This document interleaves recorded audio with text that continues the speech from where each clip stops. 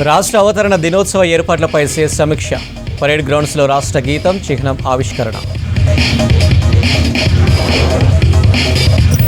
సంచలనంగా మారిన Radhakishan confession report. KCR బాధ్యత వహించాలంటున్న కాంగ్రెస్, బీజేపీ. చిత్రపురి కాలనీలో ఇష్టం ఉన్న వాళ్లకు ఇళ్ల అమ్మకాలు. ప్రభుత్వమే న్యాయం చేయాలని కోరుతున్న బాధితులు.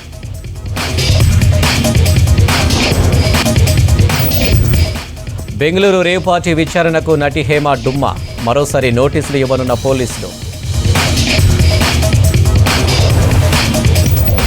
హైదరాబాద్లో రియల్ ఎస్టేట్ వ్యాపారి కిడ్నాప్, హత్య కేసు నమోదు చేసి దర్యాప్తు చేస్తున్న పోలీసులు. రాష్ట్ర ఆవిర్భావ దినోత్సవం జూన్ 2 నాటికి రాష్ట్ర గీతంతో పాటు అధికార చిహ్నం విడుదల చేసేందుకు ప్రభుత్వం సన్నాహాలు చేస్తుంది. రాష్ట్ర గీతంపై నిన్న కవి అందశ్రీ, మ్యూజిక్ డైరెక్టర్ కీరవాణితో సమావేశమయ్యారు సీఎం. ఇవాళ సెక్రటేరియట్లో రాష్ట్ర అధికార చిహ్నంపై చిత్రకారులు రుద్ర రాజేశంతో ముఖ్యమంత్రి రేవంత్ రెడ్డి చర్చించారు. రుద్ర రాజేశం చూపెట్టిన పలు అంశాలను పరిశీలించారు. తుది నమూనాలపై పలు సూచనలు చేశారు సీఎం రేవంత్ రెడ్డి.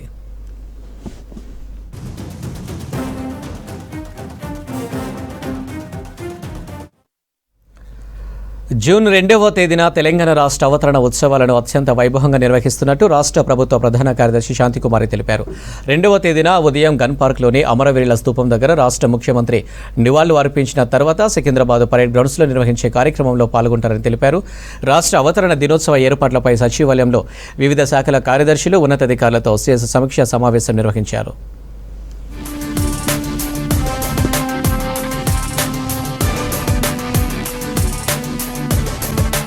పరేడ్ గ్రౌండ్లో ఉదయం ఏర్పాటు చేసిన కార్యక్రమంలో రాష్ట్ర గీతాన్ని సీఎం ఆవిష్కరించడంతో పాటు ఆయన సందేశం ఉంటుందని తెలిపారు.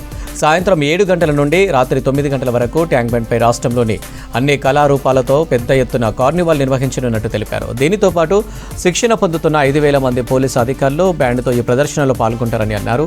ట్యాంక్ బండ్పై దాదాపు 80 స్టాళ్లను ఏర్పాటు చేసి హస్తకళలు, చేనేత, స్వయం సహాయక బృందాల చేత తయారు చేసిన పలు వస్తువుల ప్రదర్శన ఉంటుందని చెప్పారు.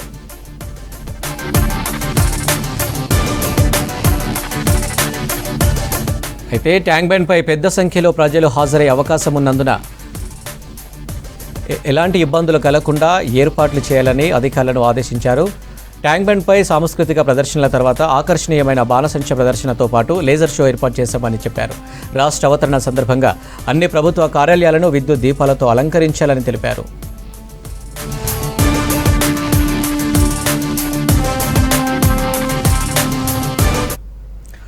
తెలంగాణ ఆవిర్భావ వేడుకలకు భారీ ఏర్పాట్లు చేస్తుంది రాష్ట్ర ప్రభుత్వం. ఇందులో భాగంగా సికింద్రాబాద్ పరేడ్ గ్రౌండ్స్లో పోలీసులు రిహార్సల్స్ చేస్తున్నారు.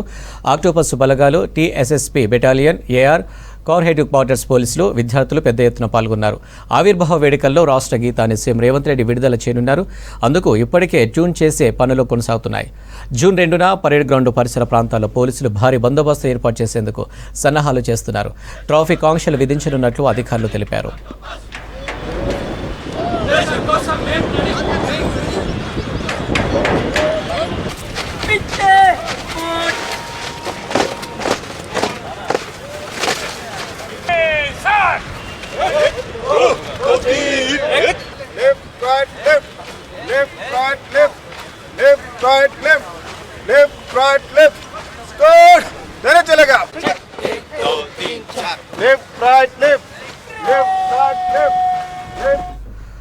బీజేపీ, బీఆర్ఎస్ పార్టీలు జవహర్లాల్ నెహ్రూ త్యాగాన్ని తగ్గించే కుట్ర చేస్తున్నాయని విమర్శించారు కాంగ్రెస్ సీనియర్ నేత ఎమ్మెల్సీ జీవన్ రెడ్డి.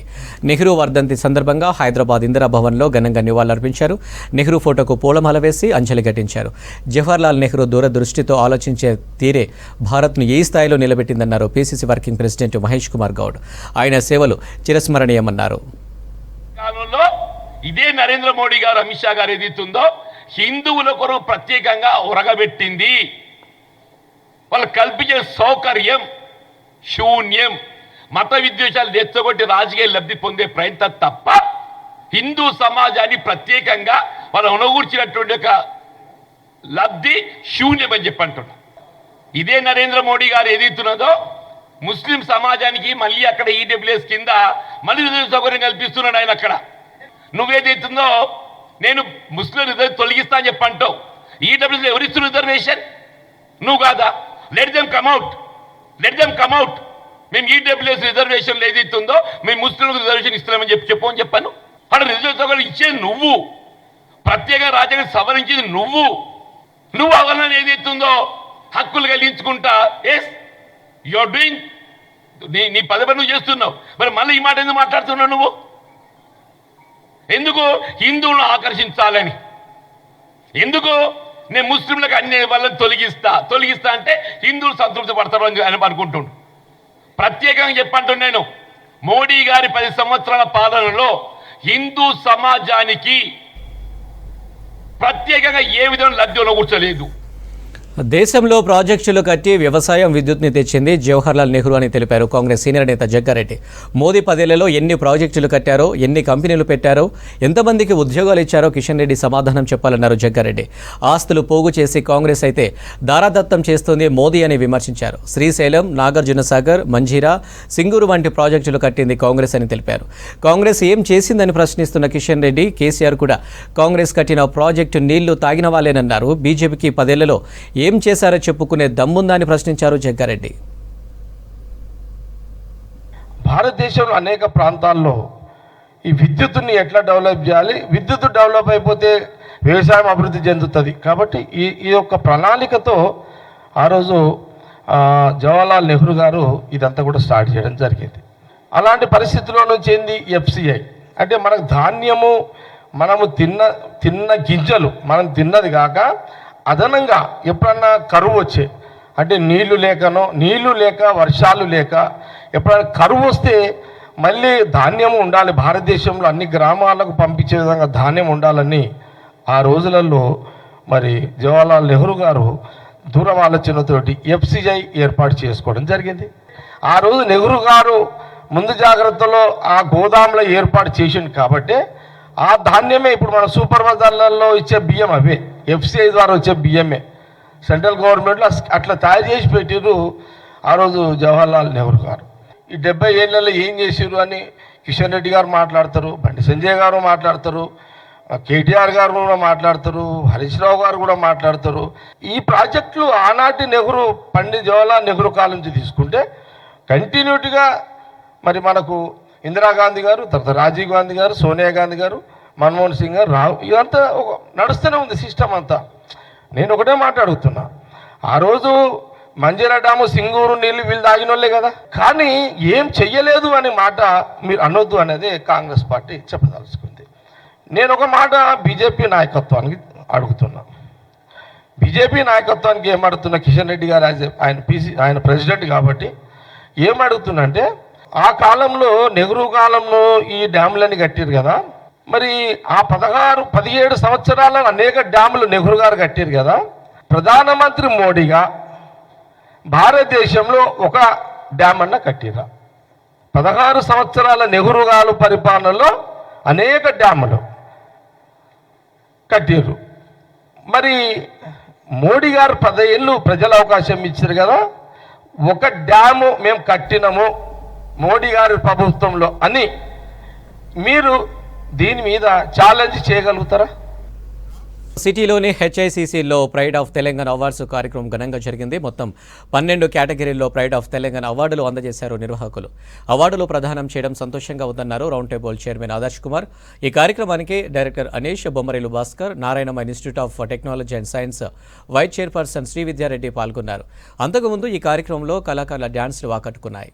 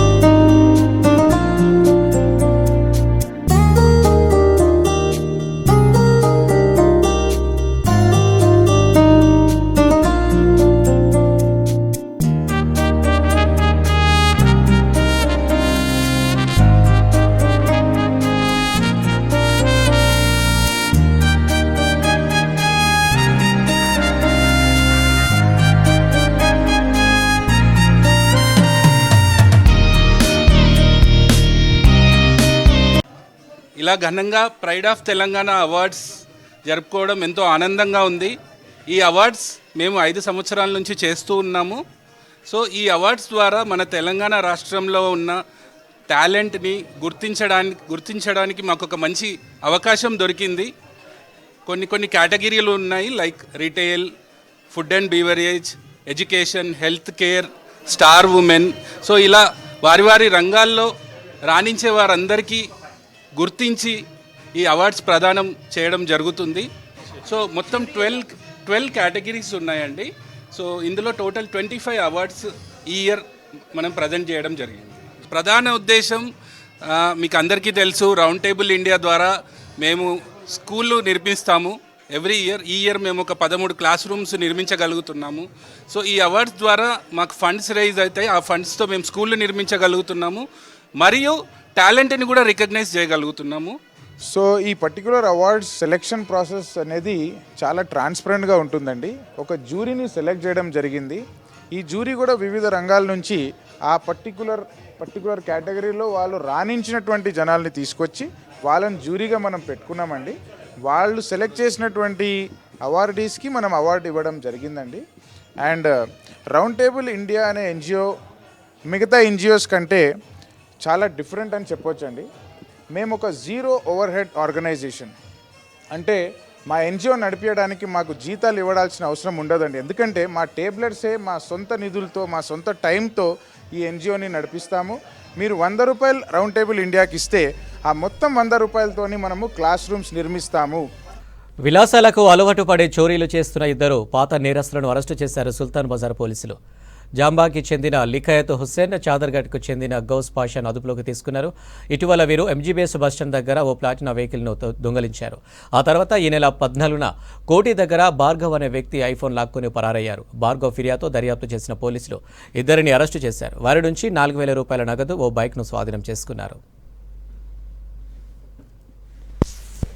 మన పాత నేరస్తులు అంటే ఈ రాబరీ నేరస్తులు 2, ఒకతను లియాఖత్ అలీ ఖాన్, ఇతను వచ్చి దారుషాఫా. తర్వాత రెండవ వ్యక్తి వచ్చి గౌస్ పాషా అంటాడు, చాదర్ఘట్ ఏరియా వాడు. వీళ్ళిద్దరూ ఏం చేస్తారంటే లావిష్గా బతకడానికి, ఈజీ టార్గెట్ చేయడానికి, ఈజీ మనీ సెక్యూర్ చేయడానికి వాళ్ళు ఏం చేస్తారంటే ఈ నైట్లో వచ్చే ప్యాసింజర్ ఎవరైతే బస్సెస్లో దిగుతారో బయట స్టేట్ నుంచి వాళ్ళని కానీ, లేకుంటే మంచి ఫోన్స్ ఎవరైతే యూజ్ చేస్తారో వాళ్ళను టార్గెట్ చేస్తున్నారు. టార్గెట్ చేసి ఫోన్లను వాళ్ళు మాట్లాడుతుంటే తీసుకొని వెళ్ళిపోయి అమ్ముకుంటారు. తర్వాత క్యాష్ ఇప్పుడు 4,000 రూపీస్ మనకు క్యాష్ రికవర్ అయింది. దీంట్లో ఈ 2 ముద్దాయిలను మనము ఈ రాబరీ కేసులో అరెస్ట్ చేసి మనం కోర్టు ముందు హాజరుపరుస్తాం. వీళ్ళను జైలుకు పంపడం జరుగుతుంది. హైదరాబాద్ బండ్లగూడలో పట్టపగలే ఓ ఇంట్లో దోపిడీకి యత్నించాడు ఓ దుండగుడు. చోరీకి పాల్పడుతుండగా అప్పుడే ఇంటి యజమాని బయట నుంచి ఇంట్లోకి వచ్చాడు. వెంటనే దుండగుని పట్టుకొని దాడి చేశాడు. పారిపోతున్న దొంగను పట్టుకొని పోలీసులకు అప్పగించారు స్థానికులు. నిందితుడిపై కేసు నమోదు చేసి దర్యాప్తు చేస్తున్నారు పోలీసులు. నిందితుడు షేక్ ఫరీంగా గుర్తించారు. గతంలో ఏమైనా నేర చరిత్ర ఉందా అనే కోణంలో దర్యాప్తు చేస్తున్నారు పోలీసులు.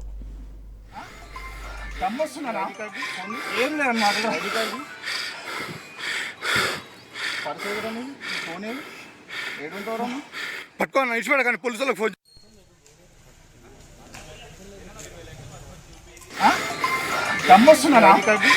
ఏం లేదు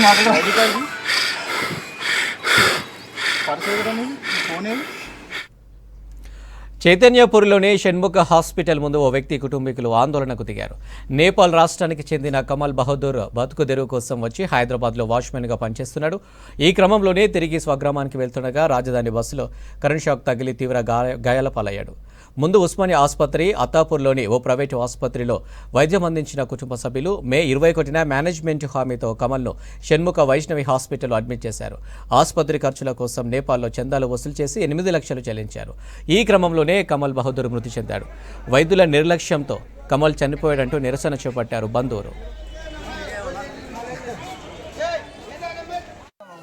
ఇప్పుడు ఈ హాస్పిటల్ తీసుకొచ్చి నెల పైన అవుతుంది, కానీ 10-15 రోజుల నుంచి ఆయన ఆపరేషన్ అయింది అని చెప్పిన దాని తర్వాత అప్పుడు ఆయన మాట్లాడినప్పుడు కరెక్ట్ ఉన్నాడు. ఇప్పుడు సడన్లీ నైట్ చెప్పి చచ్చిపోయింది అని చెప్తున్నారు. అని అది మనకి తెలీదు అని ఇప్పుడు మేము వచ్చి ఏం చెప్తున్నామంటే సరే ఆయన చచ్చిపోయిండు వాళ్ళ భార్యాభర్తలు 2-3 పిల్లలు ఉన్నారు. వాళ్ళకి ఏముందంటే 8 లక్షలు తీసుకున్నారు సార్. 8 లక్షలు తీసుకున్నారు కాబట్టి 4-5 లక్షలు ఎంత ఇచ్చినా వాళ్ళకి వాళ్ళ ఫ్యామిలీ గురించి వాళ్ళకి ఇచ్చినా మేము ఇది తీసుకుపోయి పోలీసు లేదు సార్. ఒక మాట పొద్దునుంచి వాళ్ళు ఇక్కడ కూడా జరుగుతుందంటే డిఎస్పి ఎస్పి అందరు వచ్చిర్రు. 20 మంది ఏమన్నా నార్మల్గా చూసిరు, బయట నుంచి పని చేస్తున్నారు. వాళ్ళు వచ్చి సరే పోనీ ఏదో ఒకటి చేసుకుంటామంటే 20 మంది పోలీసు వాళ్ళు వచ్చి ఇలా సెక్యూరిటీ లెక్క నిలబడిరు హాస్పిటల్ ముంగట. మనం ఏం చేద్దాం సార్? నీటిపారుదల శాఖ ప్రాజెక్టు సీనియర్ కన్సల్టెంట్ రంగారెడ్డి మృతి చెందారు. ఇటీవల ప్రమాదవశాత్తు ఆయన కాలు విరిగి హాస్పిటల్లో చేరారు. చికిత్స పొందుతూ ఇవాళ ఉదయం చనిపోయారు. గతంలో సీఎం సలహాదారుగా పనిచేశారు రంగారెడ్డి. ఇటీవల నీటిపారుదల శాఖకు కన్సల్టెంట్గా నియమించింది ప్రభుత్వం. ఆయన మృతి పట్ల సీఎం రేవంత్ రెడ్డి దిగ్భ్రాంతి వ్యక్తం చేశారు. ఉమ్మడి మహబూబ్ నగర్ జిల్లా నీటిపారుదల ప్రాజెక్టుల నిర్మాణానికి ఆయన ఎంతో కృషి చేశారన్నారు సీఎం. నారాయణపేట కొడంగల్ ఎత్తిపోతల పథకానికి పనులు పూర్తి చేయడానికి ఇటీవల ఆయనను సలహాదారుగా నియమించిన విషయాన్ని గుర్తు చేసుకున్నారు సీఎం రేవంత్.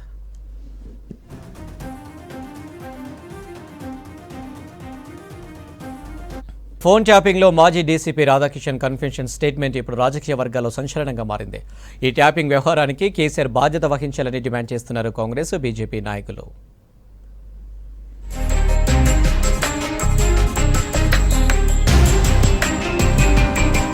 ఫోన్ ట్యాపింగ్ కేసులో మాజీ డీసీపీ రాధాకిషన్ కన్ఫెషన్ స్టేట్మెంట్లో కీలక విషయాలు వెల్లడించారు. బీఆర్ఎస్కు ఇబ్బందిగా మారిన వల్ల ఫోన్లపై నిఘా పెట్టినట్లు వెల్లడైంది. విపక్ష నేతలతో పాటు సొంత పార్టీ నేతల ఫోన్లు కూడా ట్యాప్ చేశారన్నారు. బీజేపీ, కాంగ్రెస్ నేతల అనుచరుల ఫోన్లు ట్యాప్ చేసినట్టు రాధాకిషన్ ఒప్పుకున్నాడని తెలిపారు అధికారులు. నేతల ఫోన్లు ట్యాప్ చేస్తేనే ఎమ్మెల్యేల ఫామ్ హౌస్కు కేసు బయటపడినట్లు రాధాకిషన్ రావు స్టేట్మెంట్లో తేలింది. మరోవైపు మీడియా యజమానులను కూడా వదలలేదని, కీలక ఛానళ్ల యజమానుల ఫోన్లు ట్యాప్ చేసినట్లు వెల్లడైంది.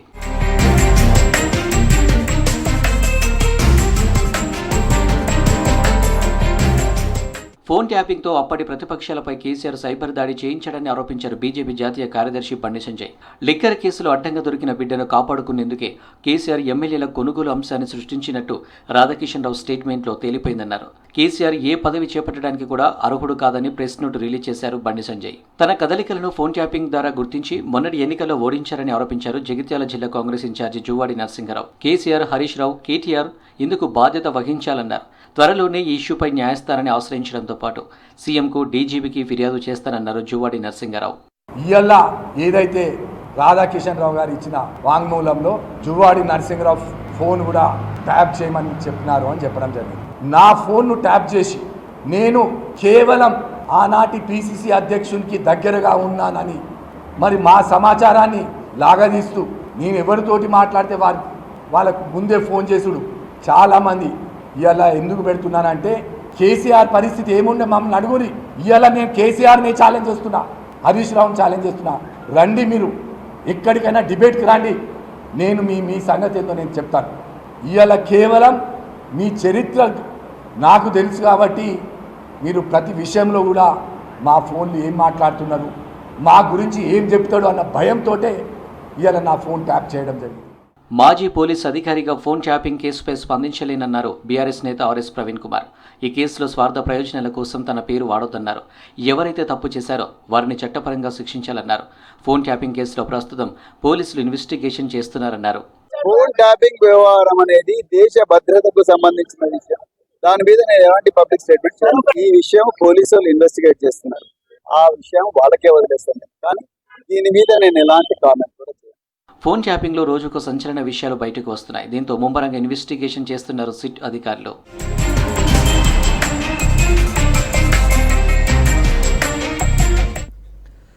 సమ్మర్ హాలిడేలో విద్యార్థులు ఫుల్ ఎంజాయ్ చేస్తున్నారు. అయితే మరికొన్ని రోజుల్లో ఈ వేసవి సెలవులు ముగుస్తుండటంతో పాఠశాల విద్యాశాఖ వచ్చే అకాడమిక్ క్యాలెండర్ను విడుదల చేసింది.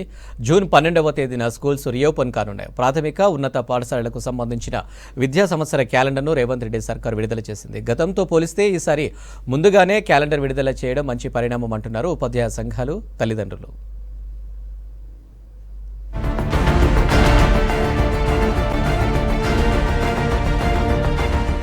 కాంగ్రెస్ ప్రభుత్వం అధికారంలోకి వచ్చిన తరువాత మొదటి అకాడమిక్ ఇయర్ ఇది. తెలంగాణ విద్యాశాఖ గతంలో కంటే భిన్నంగా ఈసారి 2024-25 అకాడమిక్ ఇయర్ క్యాలెండర్ను విడుదల చేస్తూ అన్ని వివరాలను విద్యార్థులకు, ఉపాధ్యాయులకు, పేరెంట్స్ కు అందుబాటులో ఉంచింది.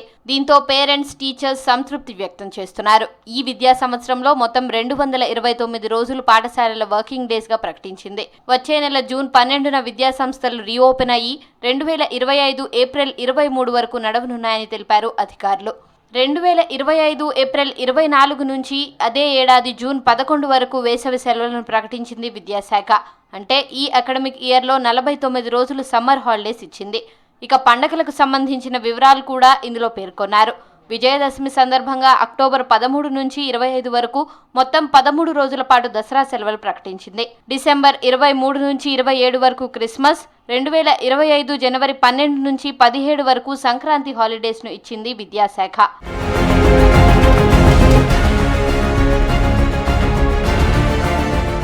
ఈ అకాడమిక్ ఇయర్లో ప్రత్యేకంగా విద్యార్థుల ఆరోగ్యంపై దృష్టి సారించింది రాష్ట్ర ప్రభుత్వం. ప్రతిరోజు ప్రభుత్వ పాఠశాలల్లో విద్యార్థులకు 5 నిమిషాలు యోగా, మెడిటేషన్ తరగతులు ఖచ్చితంగా నిర్వహించాలని విద్యాశాఖ ఆదేశాలు జారీ చేసింది. వీటితో పాటు ప్రతి 6 నెలలకు ఒక్కసారి ప్రభుత్వ పాఠశాలల్లోని విద్యార్థులకు హెల్త్ చెకప్లు చేయాలని స్పష్టం చేసింది. స్థానికంగా ఉన్న PHCలు, ప్రభుత్వ హాస్పిటల్స్లో హెల్త్ చెకప్ చేసేలా ఏర్పాట్లు చేస్తున్నామని విద్యాశాఖ అధికారులు తెలిపారు.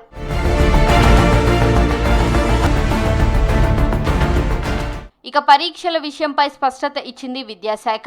SA1 పరీక్షలను 2024 జూలై 31 లోపు నిర్వహించనున్నారు.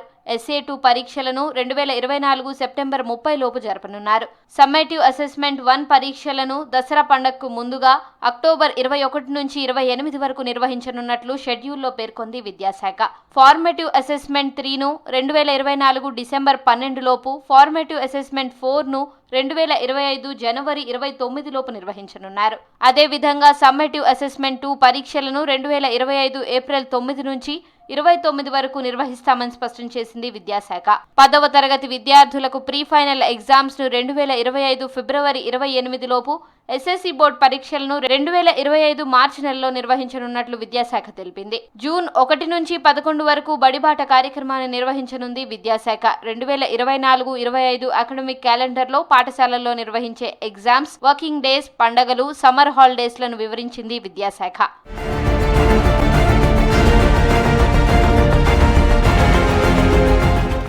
హైదరాబాద్ చిత్రపురి కాలనీలో సినిమా ఇండస్ట్రీకి చెందిన వారు డబ్బు కడితే ఎవరో తెలియని వ్యక్తులకు ఇల్లు కేటాయించారని వాపోయారు బాధితులు.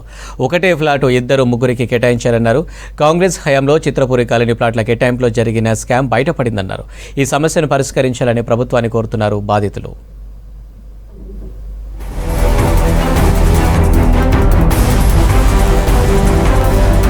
హైదరాబాద్ చిత్రపురి కాలనీలో సినిమాకు సంబంధం లేని వ్యక్తులకు ఇళ్లను అలాట్మెంట్ చేశారని, ఇష్టం వచ్చిన వారికి అమ్ముకున్నారని వాపోయారు బాధితులు. సినీ ఇండస్ట్రీ కోసం కష్టపడిన వాళ్లను పక్కన పెట్టారన్నారు. అసలైన ఫెడరేషన్లో ఉన్న వారికి ఇళ్లనివ్వాలి, కానీ దొంగ సభ్యులందరికీ చేర్చి వారిని కేటాయించారన్నారు. కాంగ్రెస్ ప్రభుత్వం అధికారంలోకి వచ్చిన తర్వాతే ఈ వ్యవహారం బయటకు వచ్చిందన్నారు బాధితులు. హైదరాబాద్లో 1994లో మెంబర్షిప్ తీసుకున్నానని తెలిపాడు సినీ డైరెక్టర్ రవితేజ. 2013లో ఫ్లాట్ అలాట్ చేశారని, 2015లో మరో వ్యక్తికి కమిటీ బదిలీ చేసిందన్నారు. తన ఫ్లాట్ వేరే వారికి ఇచ్చే రైట్ కమిటీకి లేదన్నారు. ఇప్పటి వరకు 94,66,000 రూపాయలను కట్టినా తనకిల్లు రాలేదని వాపోయాడు డైరెక్టర్ రవితేజ. 2013లో నాకు ఒక డూప్లెక్స్ ఫ్లాట్ అలాట్ చేశారు. HD4 103 అలాట్ చేశారు. దానికి నేను వాళ్ళు ఇచ్చిన నోటీసుల ప్రకారం డబ్బులు కడుతూ పోయాను. ఒక దశలో నాకు కమ్యూనికేషన్ ఆపేశారు. ఎందుకు అని చెక్ చేస్తే 2015లో అదే ఫ్లాట్ని ఇంకో మనిషికి అలాట్ చేసి అతని దగ్గర డబ్బులు తీసుకున్నారు. 49,66,000 కట్టాను నేను. కట్టిన తర్వాత ఆఫీస్కి వెళ్తే సరైన జవాబు లేదు. తిరిగాను, అందరినీ కలిశాను, ఉపయోగం లేదు. దాంతో DCO ఆఫీస్లో కంప్లైంట్ ఇచ్చా. DCO ఆఫీస్లో కంప్లైంట్ ఇస్తే దే ఆర్డర్డ్ అన్ ఎంక్వైరీ చేసి DCO గారు రిపోర్ట్ ఇచ్చాడు. ఈ పర్టికులర్ ఫ్లాట్ విషయంలో ఇద్దరికి అలాట్ చేశారు, ఒకే నంబరు, ఇద్దరి దగ్గర ఫుల్ పేమెంట్ తీసుకున్నారు. కానీ రవితేజ సీనియర్ మెంబరు కనుక రవితేజకి ఇవ్వాలి, అతనికి ఇవ్వద్దు అని చెప్పారు. అయినా అతను నాకు ఆ ఫ్లాట్ ఇవ్వలేదు. 2004 నుంచి చిత్రపురి కాలనీలో ఇళ్ల కోసం పేమెంట్స్ చేస్తున్నామన్నారు జూనియర్ ఆర్టిస్ట్ హరిత. 2010లో అలాట్మెంట్ లెటర్ ఇచ్చారన్నారు. 2020లో అనిల్ అనే వ్యక్తి ఆయన ఆఫీస్కి పిలిచి తమ ఫ్లాట్ ఇంకొకరికి ఇస్తామని చెప్పడంతో ఒప్పుకోలేదన్నారు. అంతలోనే ఫ్లాట్లో వేరే వాళ్ళు గృహప్రవేశం చేశారని తెలిపారు. మా ఫాదర్ ఆల్మోస్ట్ 40 years ఇండస్ట్రీలో చేశారు. మా ఫాదర్ 2004 నుంచి పేమెంట్స్ చేశారు. దీనికి మెంబర్షిప్ మేము చెన్నైలో ఉన్నప్పుడే కోఆపరేటివ్ నుంచి మెంబర్షిప్ ఇచ్చారు. సో 2010లో మా ఫాదర్కి ఈ అలాట్మెంట్ లెటర్ అనేది ఇవ్వడం జరిగింది. మేము 2019 వరకు కూడా మేము పేమెంట్స్ చేస్తూనే ఉన్నాము. అండ్ నన్ను 2020లో నన్ను ఆఫీస్కి పిలిపించడం జరిగింది. నేను వెళ్తే 19 నంబరు మీరు తీసుకోండి, 24 కార్నర్ హౌస్ వేరే వాళ్ళు అడుగుతున్నారు, మీ హౌస్ ఇచ్చేయమని చెప్పేసి నన్ను అనిల్ గారు అండ్ వినోద్ బాలా గారు పిలిచి నన్ను అడగడం జరిగింది. సో నాకు అది ఇష్టం లేక నేను ఇవ్వనండి, అది మా ఫాదర్ కళ, సో ఆ హౌస్ నాకు ఇవ్వడం ఇష్టం లేదని నేను చాలా క్లియర్గా చెప్పానండి. దీనికి ముందున్న అలాట్మెంట్ లెటర్ తోటి ఒక బ్యాంక్ నుంచి లోన్ తెచ్చుకున్నాడు. 2014లో అప్పు చేసి 4 లక్షల రూపాయలను కట్టి మెంబర్షిప్ తీసుకున్నానని తెలిపారు జూనియర్ ఆర్టిస్ట్ పద్మ. తనకు కేటాయించిన ఫ్లాట్ వేరే వారికి ఇచ్చారన్నారు. అధికారుల చుట్టూ తిరిగినా వారు స్పందించకపోవడంతో కోర్టును ఆశ్రయించారని, తమకు న్యాయం చేయాలని కోరుతున్నారు. 2014లో కొంచెం అప్పు చేసి 4 లక్షలు కొద్దిగా అరేంజ్ చేసుకొని, చిట్టి అమౌంట్ అని అది ఇది అరేంజ్ చేసుకొని 4,05,000 మెంబర్షిప్ అమౌంట్ కడితే దాన్ని అలాట్మెంట్ చేశారు. అలాట్మెంట్ చేసి మళ్ళీ ఇలాగే మిగిలిన అమౌంట్ కట్టండి అని అంటే లోను డే 1 నుంచి లోన్ అనే చెప్తున్నాను నేను. లోన్కి పేపర్స్ అవన్నీ ఇచ్చేసి బ్యాంక్లో ఇస్తే అవన్నీ కూడా తీసేసుకొని ఆ ఇల్లు వేరే వాళ్ళకి ఇచ్చేసామని చెప్పారు. అది జరిగింది. అప్పటి నుంచి డీసీఓ మేడంకి చెప్పుకొని డీసీఓ నుంచి ఆర్డర్ వచ్చింది, దాని నుంచి రెస్పాన్స్ లేదు.